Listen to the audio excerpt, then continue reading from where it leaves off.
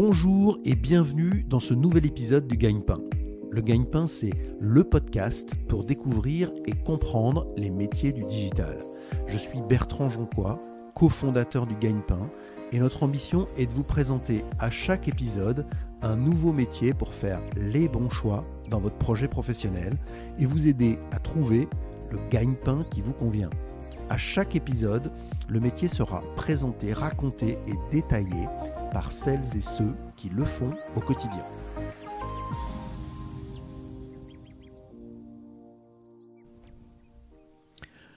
Bonjour Margot. Bonjour Bertrand. Merci beaucoup Margot d'avoir accepté l'invitation du Gagne-Pain. Tu es graphiste web. On va avoir l'occasion d'expliquer ça et de raconter ça en détail. Mais avant, j'aimerais bien que tu te présentes en quelques mots. Oui, bien sûr. Donc, je m'appelle Margot, j'ai 29 ans et je vis et je travaille en région parisienne. Et donc, j'ai arrêté les études standards après ma troisième et mon brevet. Et donc, je suis rentrée en école d'art appliqué où j'ai suivi une mise à niveau en art appliqué. La fameuse MANA dont on a parlé avant cette interview. Exactement, qui permet de voir un petit peu tous les pans artistiques qui existent pour ensuite me permettre de suivre le cursus photo où j'ai fait un CAP et un bac pro et ensuite j'ai fait un BTS design graphique option web et j'ai terminé mes études avec un master direction artistique. Donc ça veut dire que tu as démarré un peu lentement et puis après ça s'est accéléré et tu as rejoint, disons, un cursus plus classique. C'est ça, exactement. Est-ce que tu peux maintenant nous présenter ton parcours professionnel? Donc dans cette expérience scolaire, qu'est-ce que tu as fait comme expérience professionnelle? Oui, alors j'ai commencé avec un stage en première année de design graphique dans une agence de com en tant que graphiste. D'accord. Donc moi j'étais, contrairement à mes camarades, pas trop axée sur les agences. D'accord, pas donc, trop agence. Voilà, Okay. mais je suis allée voir quand même vérifier. Et ensuite, j'ai été à Aquarian, D'accord. où j'ai été graphiste en alternance pendant 3 ans. D'accord. Et ensuite, j'ai terminé mes études et j'ai fait du freelance avant de rentrer chez Father & Sons, mon entreprise actuelle. Donc une expérience assez longue d'alternance dans la même entreprise, ça t'a appris beaucoup de choses? Oui, en fait, l'avantage, c'est que j'ai vu vraiment plein de sujets différents. Qui m'ont permis de voir encore plus que le digital était vraiment un vaste sujet, notamment dans la créa. Donc, c'était très intéressant. Et maintenant, tu es graphiste web chez Father & Sons. Est-ce que tu peux nous parler de cette entreprise? Oui, bien sûr. Donc, Father & Sons, c'est une marque de prêt-à-porter pour hommes. C'est une entreprise française, donc on est basé à Montrouge. On a une 50aine de magasins en France, un à Bruxelles et un à Munich. Et on a également un e-shop donc pour lequel je travaille principalement. Donc toi, tu es principalement orienté sur la partie web. Tout à fait. D'accord. Merci Margot. Maintenant, est-ce que tu peux nous parler de ton job de graphiste web et de tes missions? Oui, bien sûr. Mes missions principales sont la création et la mise en ligne des visuels sur le site internet. D'accord. La création des visuels en dehors du site, mais toujours sur le web. Sur les réseaux sociaux, par exemple. Exactement. Ok. Et ensuite, la charte graphique, donc vérifier qu'elle est bien utilisée par nos prestataires externes. Si on parle de la première mission sur le site web, toutes les créations, ça veut dire quoi et comment ça se passe? Donc en fait, ça concerne absolument tous les visuels qu'il y a sur le web. Donc ça va des menus à tous les visuels sur la home page, des landing pages. Donc ça va être imaginer la page et l'adapter en fonction des différentes OP qu'on peut avoir. D'accord. Ça va de la conception du site ou simplement de la mise à jour du site? C'est plus de la mise à jour. D'accord. Le site est déjà créé et ensuite on vient adapter. Donc des fois on vient ajouter des nouvelles pages. D'accord. Donc là aussi je m'en occupe. Mais ça reste sur des modèles préexistants. Pour tes créations, tu vas utiliser des visuels qui ont été déjà travaillés, des shootings photos, j'imagine. Comment ça se passe ça? Exactement. En fait, on a 2 shootings par collection, donc 4 par an. D'accord. Et en fait, c'est avec tous ces visuels que je vais travailler, que je vais revenir les adapter pour aller sur le site. D'accord. C'est ta base de création sur laquelle tu vas travailler. Exactement. La deuxième mission consiste à utiliser la création, mais cette fois hors du site. Donc là, est-ce que tu peux décrire où ça se passe, par exemple, pour commencer? Bien sûr. Donc, ça va être tout ce qui va être newsletter, création de newsletter, toutes les créas sur les réseaux sociaux, les stories. C'est assez vaste. Ça va être également les campagnes. D'accord. Donc, voilà, c'est ce genre de sujet-là. D'accord. Donc ça veut dire qu'il y a une déclinaison des créations, pour pouvoir s'adapter à tous ces supports. Exactement, il y a énormément de formats différents selon les bannières, selon les réseaux sociaux. C'est très vaste. Et là, tu utilises quels outils pour faire ça?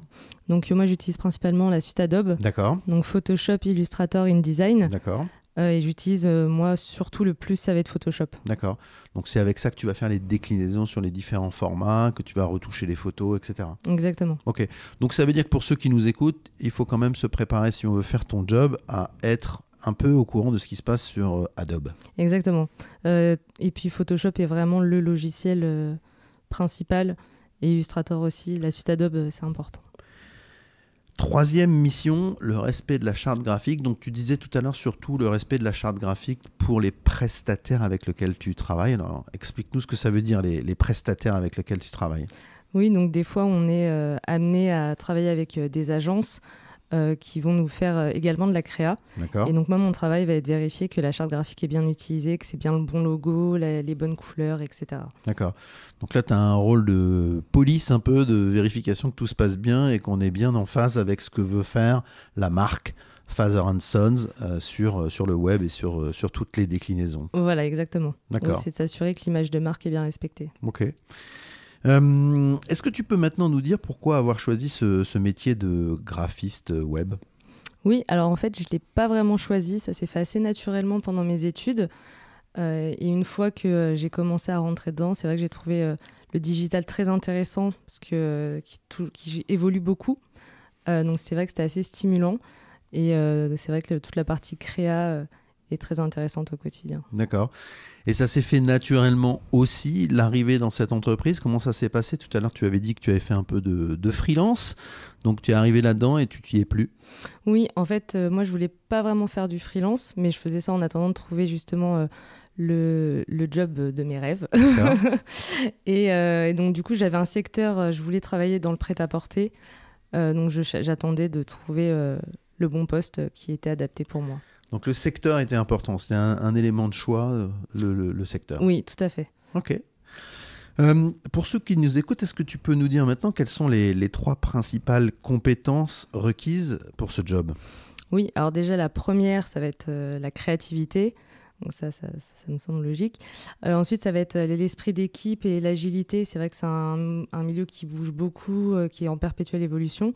Donc réussir à travailler vite et avec tout le monde. Et la troisième, ça va être une bonne connaissance de l'UX, de l'expérience utilisateur, de comment est fait un site internet. Ça joue beaucoup sur la créa.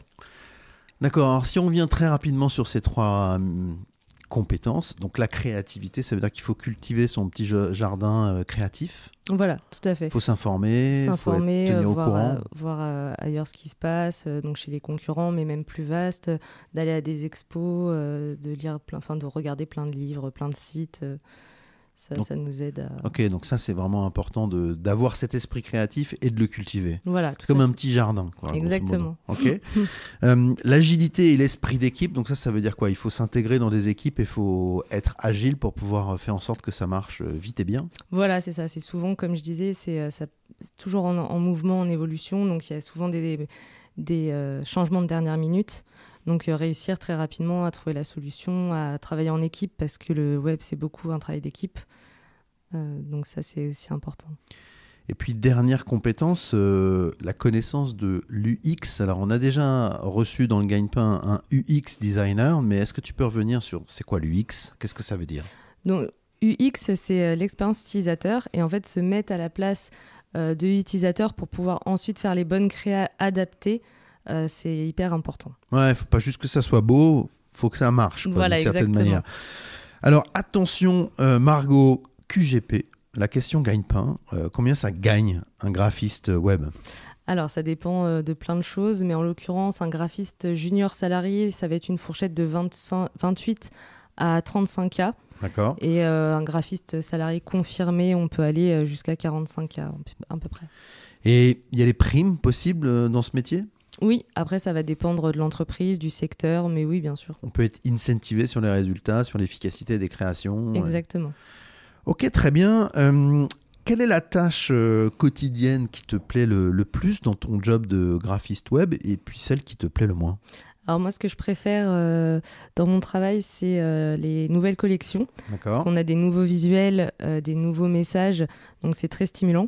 Et ce que j'aime le moins, ça va être la partie des soldes, où c'est assez rébarbatif et où tout le monde fait les soldes en même temps, évidemment. Du coup, il faut réussir à se démarquer sur quelque chose de pas très fun, quoi. D'accord. Et quand tu parles des nouvelles collections, ça veut dire que là, il y a un matériel absolument incroyable, de nouveaux visuels, de nouvelles choses qui arrivent. Et donc, c'est là où la créativité est la plus intéressante. Voilà, où en plus les couleurs changent, l'ambiance change, donc tout de suite ça stimule la créa et ça nous permet de se renouveler. D'accord. Et dans ton job de graphiste, ça veut dire qu'un jour, on met toutes les nouvelles créations en ligne ou ça se passe progressivement? Comment ça se passe? En fait, on fait un lookbook Ouais. 2 fois par saison à peu près, où justement on met en avant tous nos produits phares, ceux qu'on veut mettre bien en avant via le lookbook, donc où on voit tous les visuels sur une même page pour D'accord. donner un peu l'ambiance de la collection. Ok. Donc le lookbook, c'est quelque chose de très spécifique à l'environnement de l'habillement, de la mode. Exactement. Oui. Ok, c'est très clair. Quelle a été ta plus grande surprise, Margot, en tant que graphiste web? Alors, ma plus grande surprise, ça a été la méconnaissance du métier.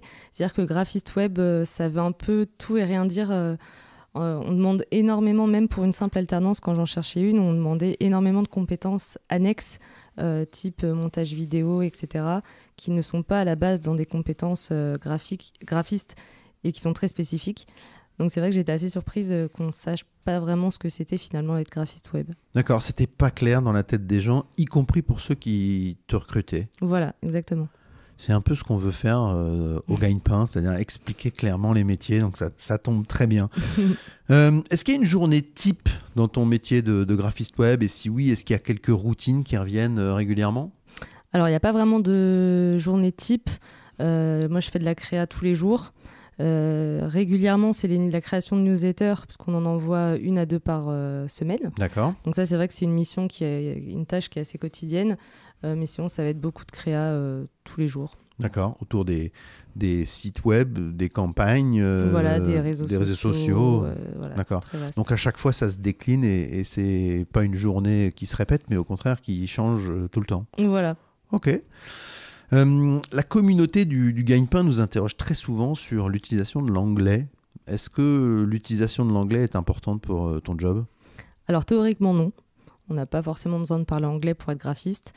Après, c'est vrai que c'est notamment selon les domaines, c'est quand même un vrai plus de savoir parler plusieurs langues, et notamment l'anglais, autant si on a des prestataires étrangers que si on est dans une grande entreprise pour échanger avec ses collaborateurs, par exemple.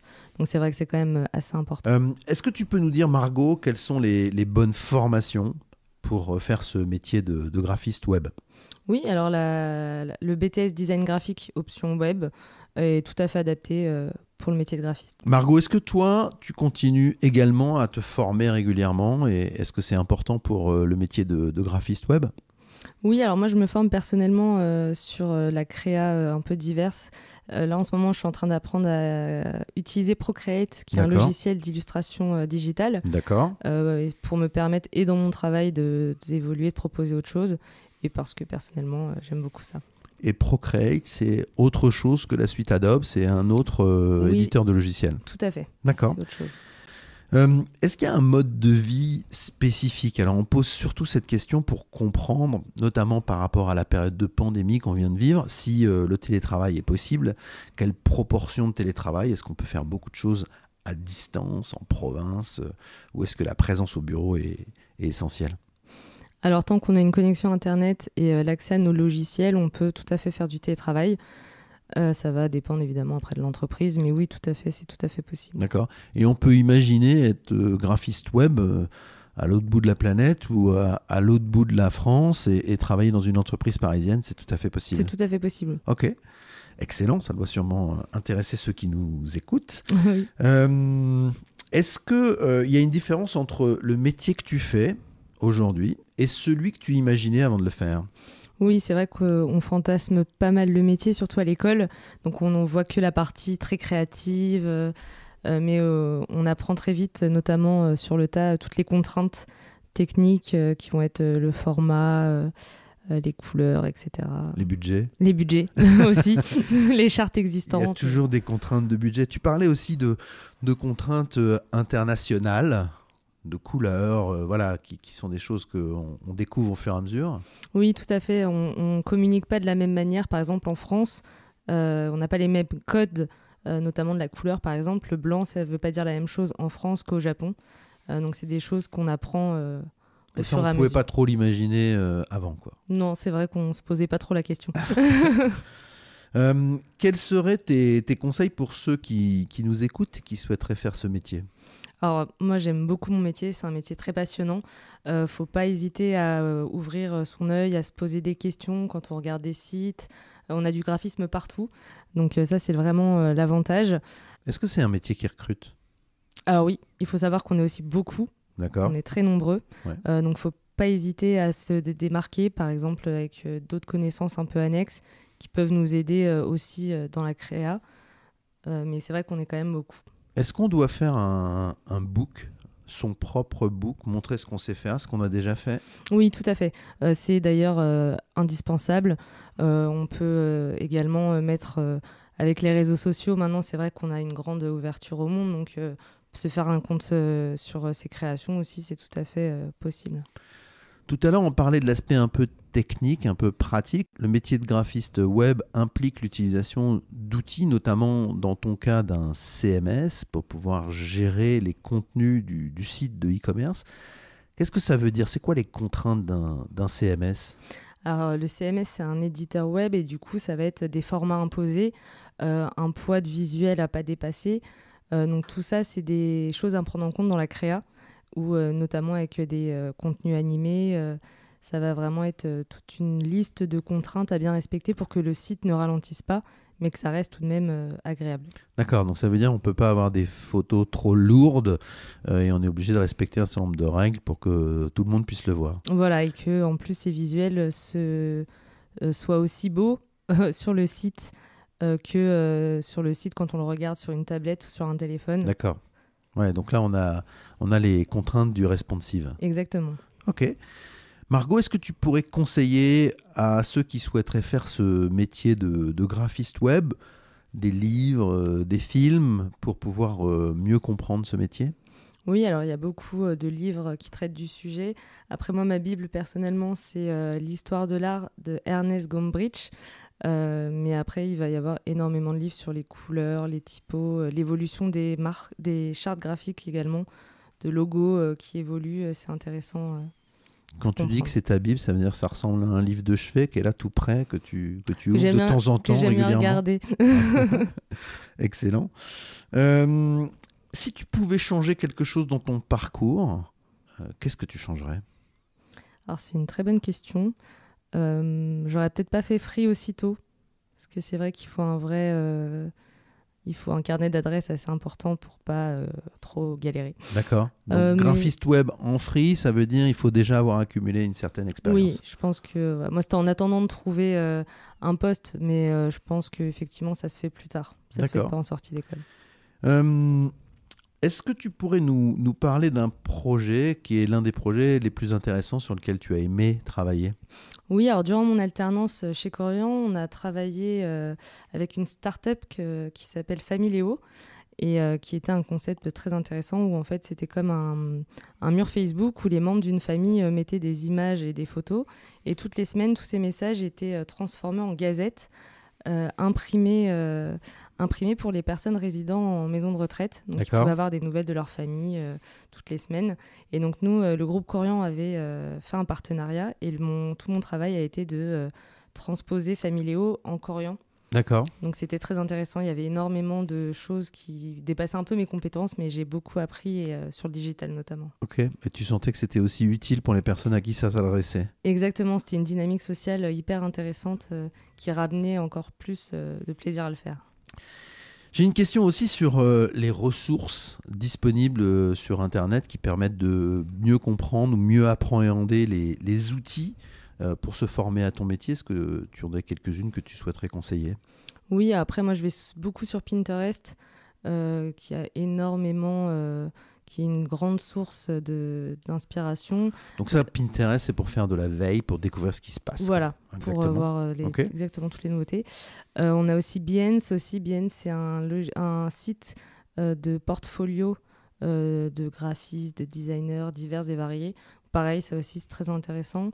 Après, il va y avoir tous les tutos qu'on peut trouver notamment sur YouTube. Voilà, quand on a une petite... question sur un logiciel, ça peut toujours aider. Même moi, ça m'aide. D'accord. On peut toujours se former grâce à Internet. Ok. En conclusion, qu'est-ce que tu souhaiterais ajouter à ceux qui nous écoutent ? Est-ce qu'il y a des choses que tu souhaiterais dire pour inciter ceux qui nous écoutent à faire ce métier ? Oui, c'est un métier très intéressant. Il y a beaucoup de création. Je pense que le secteur dans lequel on travaille joue beaucoup sur notre métier à nous. Donc notamment avec les cibles, parce qu'on ne fait pas de la créa de la même manière selon une cible et un secteur. Donc tu veux dire là que graphiste web dans l'habillement, la mode, c'est pas pareil que graphiste web dans un autre secteur, et qu'on peut tous trouver un sujet qui va nous intéresser ? Oui, exactement. Ok. Donc il y a du potentiel, et il y a du potentiel dans tous les secteurs. C'est ça que tu es en train de dire. Ok, excellent. Et puis dernière question, toi, comment tu envisages tes évolutions ? C'est quoi les évolutions de ton métier aujourd'hui pour toi ? Alors pour moi, ça serait bien plus tard, mais de la direction artistique, où là on va être beaucoup plus dans le concept et moins dans l'opérationnel. D'accord. Moi je suis beaucoup dans l'opérationnel, donc là ça serait l'étape suivante. D'accord. Et ça peut se passer aussi chez l'annonceur ou en agence ? Ça peut se passer dans les deux ?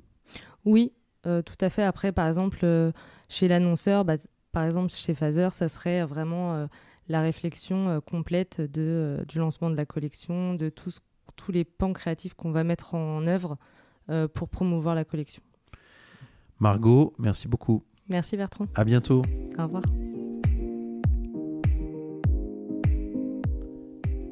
Merci beaucoup d'avoir écouté ce nouvel épisode du Gagne-Pain. Si vous aimez le Gagne-Pain, laissez-nous 5 petites étoiles sur Apple Podcast ou votre application de podcast ou de streaming préférée. N'oubliez pas de vous abonner au Gagne-Pain. Vous pouvez nous écrire, nous envoyer vos suggestions et vos commentaires sur legagnepain.fr. Retrouvez-nous également sur les réseaux sociaux pour suivre notre actualité. À bientôt pour un nouvel épisode du Gagne-Pain.